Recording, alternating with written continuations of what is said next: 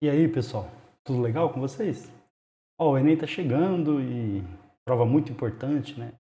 Prova cansativa, desafiadora. Então, essa semana eu vou resolver algumas questões de história, geografia também, se der tempo, sociologia, da prova PPL do Enem de 2024, tá? Então, é a segunda aplicação do Enem que todo ano tem. Então, são questões que cobram as mesmas habilidades, as mesmas competências, mas é diferente da prova principal, tá? Então, é bom para treinar mesmo, tá? Lembrando que você tem acesso a essa prova lá no site do INEP, lá com gabarito e tudo, tá? Mas aqui a gente vai resolver juntos, eu vou explicando algumas coisas, espero que ajude lá quando chegar na prova de fato. Bora lá então? Ó, Enem PPL, prova azul 2024. Bora! Bom, vamos analisar a questão 46 da prova Azul PPL de 2024, tá? Do Exame Nacional do Ensino Médio. É uma questão de história que trata ali da Quarta República, com foco no governo Juscelino Kubitschek e na fundação de Brasília. Bom, vamos ao texto. O sertanejo verá o nascimento de outro Brasil, e não será o da palhoça, atenção, da palhoça, o das febres, o da verminose, o do analfabetismo. Então seria aqui, esse trechinho aqui está ligando uma fase de atraso, né, do Brasil. Para todos, se abrirão as perspectivas de um Brasil integrado na unidade real da terra e no sentimento comum de que essa unidade já está viva na grande nova capital. Então, obviamente, né, pessoal, aqui está falando sobre a construção de Brasília. Capital essa que foi levantada lá no Planalto Central. Então aqui a gente tem uma paisagem local dessa construção. Surge então Brasília.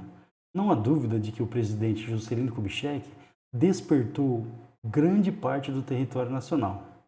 Atenção, despertou grande parte do território nacional. Por quê? Será que nessa visão esse território estaria adormecido economicamente, por exemplo? Quem viu quase imobilizada aquela imensa região, então esse Planalto Central, e hoje a contempla palpitante de vida, poderá imaginar o que significa tudo isso para o futuro do Brasil.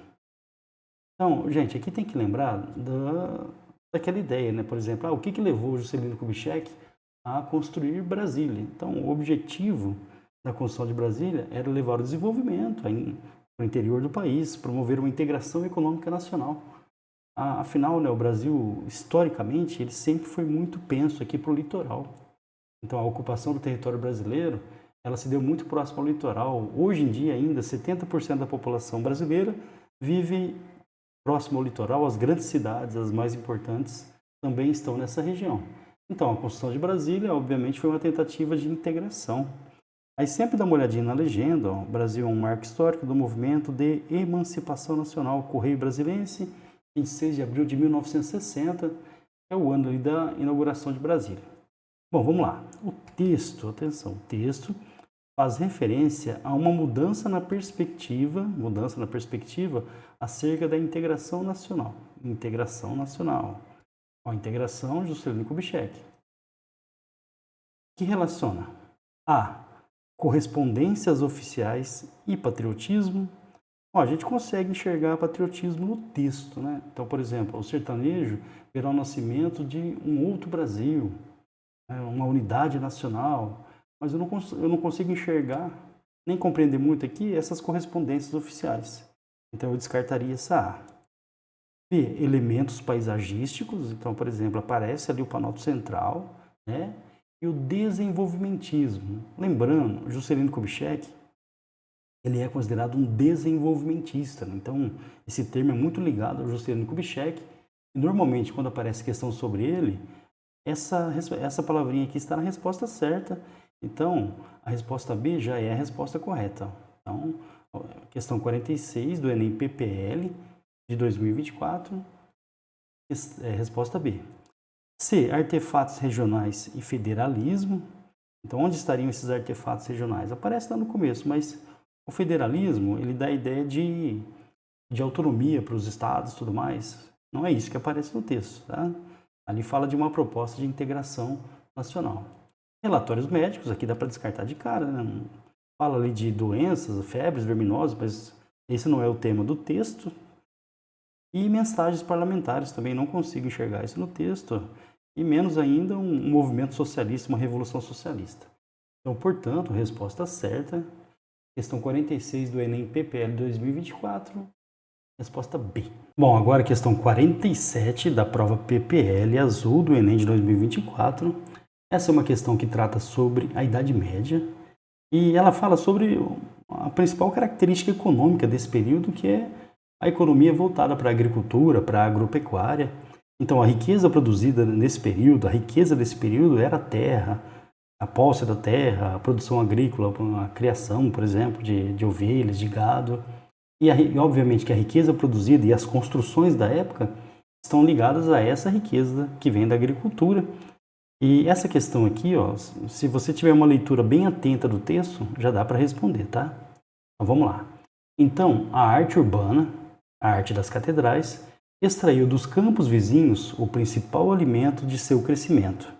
E foram os esforços de inumeráveis pioneiros, desmatadores, plantadores de cepos, construtores de valas e diques que, no êxito de uma imensa expansão produtiva, levaram à sua realização.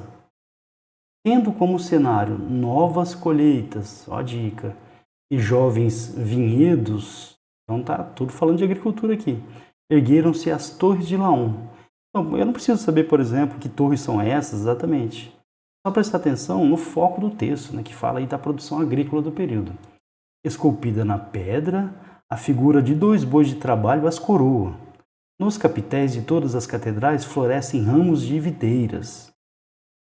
As fachadas de Amiens e de Paris representam o ciclo das estações por meio de uma imagem dos trabalhos do campo. Justa celebração, ó, justa celebração. Esse cultivador que afia sua foice, esse vinhateiro que atalha, capina ou faz as suas mudas com trabalho, fizeram com que da terra brotasse o monumento. Ele é o fruto do campo, ou seja, de seu trabalho. O monumento, portanto, é fruto do campo, é fruto do trabalho do campo. Bom, com base no texto. O texto faz referência a uma reflexão sobre o patrimônio artístico e urbano medieval e o seu desenvolvimento. Então, a criação desse patrimônio. E está relacionado com o quê? Aristocracia feudal. Então, por exemplo, a construção desses templos seria ali por iniciativa da nobreza feudal, das elites feudais. O texto não aponta em nenhum momento para isso, tá? Então, mas não seria mesmo. Das ordens monásticas, então, por exemplo, os mosteiros, os monges seriam os responsáveis, né, pela riqueza produzida que levou à construção dessas catedrais. A cultura agropecuária, atenção aqui, ó, a cultura agrícola e pecuária. O texto ele faz várias referências à cultura agrícola e agropecuária. Em vários momentos do texto você encontra isso. E essa cultura é responsável pela produção de riqueza do período. Portanto, a resposta certa, resposta C, questão 47 do Enem PPL, prova azul. As feiras internacionais, também a gente não encontra relação aqui no texto. E as manufaturas regionais, né, que geravam até uma certa riqueza, mas o texto ele deixa bem claro que foi a produção agrícola, a base da economia da sociedade feudal, que foi responsável pela construção dessas grandes catedrais. Bom, agora a questão 49 da prova PPL azul do Enem de 2024. É uma questão que fala sobre a colonização americana, a colonização espanhola aqui principalmente, e a visão aqui de dois pensadores da época sobre os nativos da América, tá? Então aqui a gente vai precisar de fazer uma comparação entre eles. Para provar que os índios se encontram no estado de barbárie, ou de selvageria, Sepúlveda vai utilizar a história geral e natural das Índias, na qual o índio americano era um ser um tanto inferior. Então ele era visto como infra-humano, inferior aos europeus, por exemplo, um bárbaro, um selvagem, o que justificaria o seu domínio. Para provar o contrário, atenção, provar o contrário, Las Casas, atenção esse cara, tá? Escreve um novo tratado, La Apologética História, em que contraria os vários argumentos de Sepúlveda para justificar a guerra contra os índios. Aí, o índio é um homem como os outros do universo, superior, segundo Las Casas, até em muitos aspectos. Aqui a gente tem dois analistas importantes ali sobre a colonização da América, principalmente da América Espanhola, mas principalmente o Bartolomé de Las Casas. Ele tem vários textos onde ele fala da colonização espanhola. Normalmente os textos dele eles são muito críticos em relação à violência empregada ali pelos espanhóis no continente americano. Tá? Então, é um autor, para ficar atento, Bartolomé de Las Casas. Normalmente, sobre a América Espanhola, quando fala de colonização espanhola, os textos são dele e ele sempre aponta aí uma visão muito crítica em relação à colonização espanhola na América, tá? Bom, agora falando do argumento dos dois. Então, por exemplo, para o Sepúlveda, os índios eram bárbaros e inferiores. Então, se ele é inferior ao bárbaro, a guerra é justa, ou seja, para civilizá-lo, dominá-lo, então você poderia utilizar métodos violentos. Aí vem o Bartolomeu de Las Casas e diz que não. O índio é um ser humano completo e por isso a guerra é injusta. Ele deve ser tratado com dignidade e convertido ao cristianismo pacificamente. Por isso que o Bartolomeu de Las Casas ele condenava a violência da conquista. Só, pessoal, o que a gente percebe nos dois casos? Que ambos estão, cada um da sua forma, justificando a conquista dos nativos, tá? Então, o Sepúlveda considera o nativo inferior, o que justificaria a violência para salvar o nativo da selvageria. A gente já escutou muito esse argumento, né? E o Las Casas considera o nativo até superior em alguns aspectos e por isso a conquista deveria ser pacífica e conduzir os nativos ao cristianismo, tá? Bom, de forma pacífica. No contexto da colonização americana, as narrativas conflitantes de Sepúlveda e Las Casas expressam o seguinte aspecto. Vamos lá.